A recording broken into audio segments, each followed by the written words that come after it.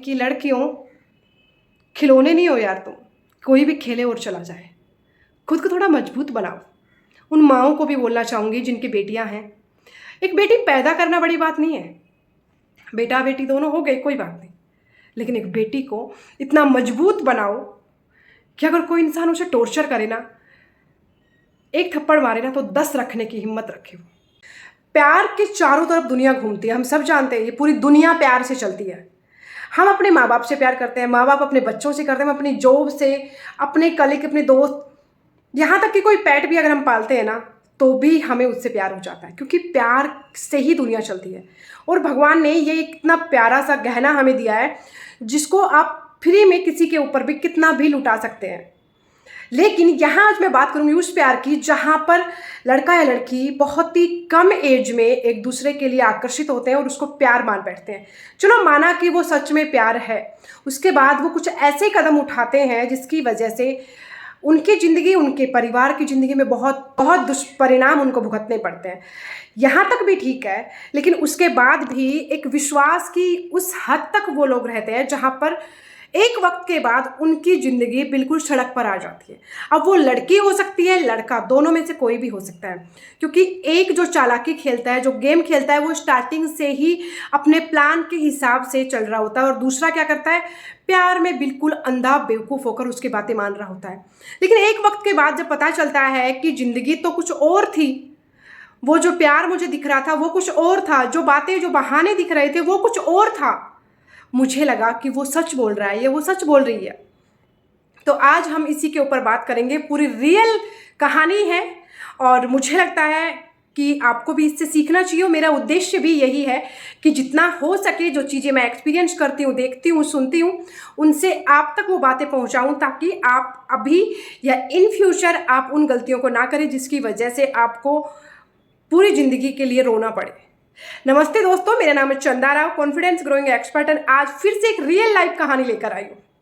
कहानी है एक लड़की की जो सच में बहुत प्यार करती थी किसी लड़के से। 16 साल की हुई तो उसे किसी से प्यार हुआ, माँ बाप की मर्जी के बगैर लड़की लड़के के साथ चली गई। लेकिन जब माँ बाप को पता चला तो उन्होंने भी कहा चलो ठीक है, जो हमारी बच्ची वहाँ रहना चाहती है सो इट्स ओके। घर वालों ने रिश्ते नाते तोड़ दिए, जो हर हमारा देश का अक्सर जो परिवार करता है, उन्होंने भी वही किया कि हमारे लिए मर चुकी है, ये वो जो भी, चलो ठीक है। आखिरकार 2 साल उस लड़के के साथ रहने के बाद उस लड़के ने फिर से कांटेक्ट किया, और माँ बाप का दिल तो होता ही इतना बड़ा है, उन्होंने फिर से उस लड़की को माफ़ कर दिया और फिर से अपनी बेटी के साथ बात करने लगे, मिलने लगे। कहानी में ट्विस्ट तब आया जब लड़की पेट से हुई।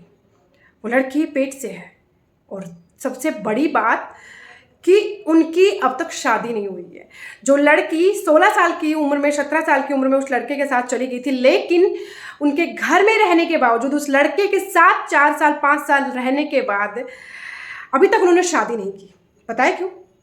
यही ट्विस्ट है।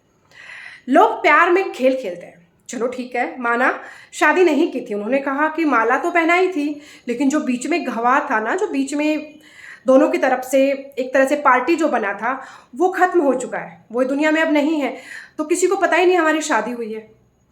इस डाउट में बहुत सारे लोग रहते हैं कि अगर आप ये मान लेते हैं कि ठीक है, कोई बताने वाला नहीं है, तो शादी मानी नहीं जाएगी। एक बात बताऊं, हमारे देश में शादी को 7 जन्मों का बंधन माना जाता है, उसके लिए किसी सबूत की जरूरत नहीं होती। पहली बात, हमारे मम्मी पापा की जब शादी हुई थी, मुझे लगता है उस वक्त कोई फोटोग्राफर या ऐसा कुछ नहीं था, फैमिली मेम्बर्स थे। अगर वो मुकर जाएं कि चलो ठीक है, हमारे सामने शादी नहीं हुई, तो क्या होगा? ऐसे बोल देंगे कि शादी नहीं हुई? नहीं। अगर आप दोनों ने अकेले में भी शादी किया, आपके पास कोई सबूत नहीं है, लेकिन अगर आप पेट में उसका बच्चा लेकर घूम रही हैं, तो अपने आप को इतना मजबूत बनाइए कि आप अपने हक के लिए लड़ सकें, उस बच्चे के हक के लिए लड़ सकें।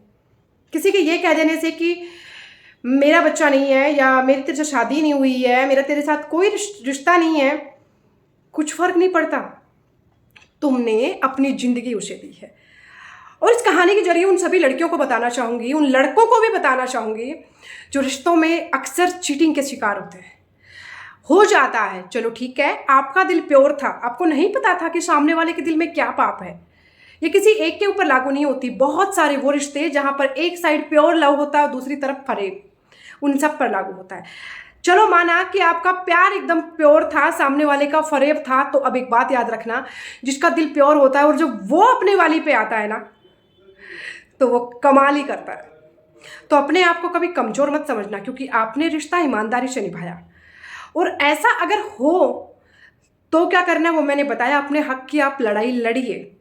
दूसरा, ऐसा हो ही ना, उसके लिए देखो भाई, अगर प्यार करते हो तो 18 साल तक थोड़ा इंतज़ार कर लो, उसके बाद शादी करो। अगर साथ रहना ही है तो शादी करके रहो, और लिव इन में रहना है, दोनों तरफ से आप एग्री हैं कि हम शादी नहीं करेंगे फिर हम लिव इन में रहेंगे, दैट्स ऑल राइट, क्योंकि इसके लिए हमारी कोर्ट भी परमिशन देती है। लेकिन अगर कोई आपको ये कहकर शादी नहीं कर रहा कि मेरा फला काम इसलिए अटका हुआ है तो हम अभी शादी नहीं कर सकते, तो हम अभी साथ भी नहीं रह सकते, ये आपको बोलना चाहिए।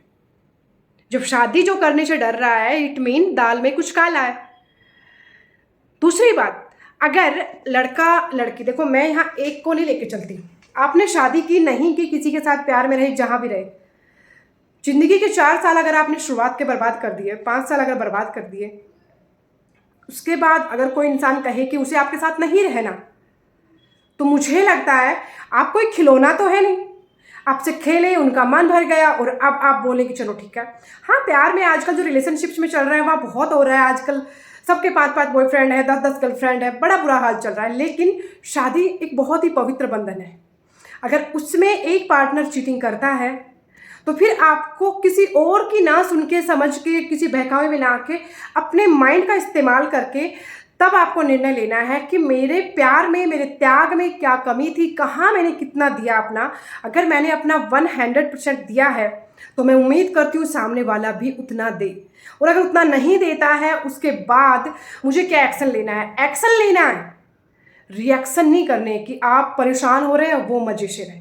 अपने मेंटल जो स्टेटस है उसको बैलेंस रखें, क्योंकि मैंने शुरुआत में ही कहा था कि प्यार से दुनिया चलती है, प्यार से हम सब चलते हैं। और जब कोई भी ऐसी हलचल हमारी ज़िंदगी में होती है जिससे हम इमोशनली कनेक्ट होते हैं, तो हमारा सबसे पहले ये ऊपर वाला हिस्सा है ना, ये काम करना बंद कर देता है। तो आपको जब भी ज़िंदगी में वो सिचुएशन आए जब ये वाला डब्बा काम करना बंद कर देना, उस वक्त थोड़ा वक्त खुद को दें, सोचें आराम से, किसी अच्छे उस फील्ड के जानकार से आप नॉलेज लें, एडवाइज लें और फिर करें अपने मन की। ये नहीं है कि किसी ने आपको बोल दिया ये कर लो, आपने वो कर लिया, नहीं, अपने मन की करनी, क्योंकि आपका जो रिश्ता है उसमें आप सबसे ज़्यादा जानते हैं उस रिश्ते में कहाँ वीक पॉइंट है और क्या प्लस पॉइंट है। आई थिंक मेरा ये सारा आप समझ रहे होंगे। लास्ट बात जो मैं कहना चाहूँगी कि लड़कियों, खिलौने नहीं हो यार तुम, कोई भी खेले और चला जाए, खुद को थोड़ा मजबूत बनाओ।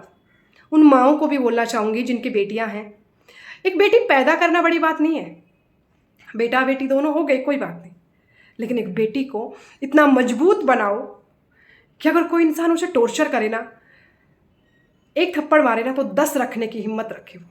दूसरी बात, अगर आपकी बेटी मजबूत है तो वो कहीं इमोशनली इतनी वीक होके किसी के बहकावे में नहीं आएगी, और अब आ भी गई, ज़िंदगी का मुश्किल वक्त पड़ा तो पूरी हिम्मत के साथ फिर से खड़ी होगी, आपको रोने पर मजबूर नहीं होने देगी। तो आपकी बेटियों में बहुत ताकत है, उन्हें थोड़ा सही रास्ता दीजिए, सही एजुकेशन दिलवाइए, ताकि वो जब भी मुश्किल वक्त आए तो अपनी ज़िंदगी को अपने तरीके से जीने की हिम्मत रखें। उम्मीद करती हूँ वीडियो अच्छा लगा होगा। आप, आपका परिवार, आपकी बहन, आपकी बेटी, आपका भाई, सभी सुरक्षित रहें, सभी खुश रहें, आपस में प्यार बना रहे, यही दुआ करती हूँ। इसी के साथ थैंक यू सो मच, जय हिंद। अगर वीडियो अच्छा लगा तो अपने दोस्तों के साथ शेयर कीजिएगा, वीडियो अच्छा नहीं लगा तो भी शेयर कीजिएगा, हो सकता है किसी और की हेल्प हो जाए। ओके, बाय, जय हिंद।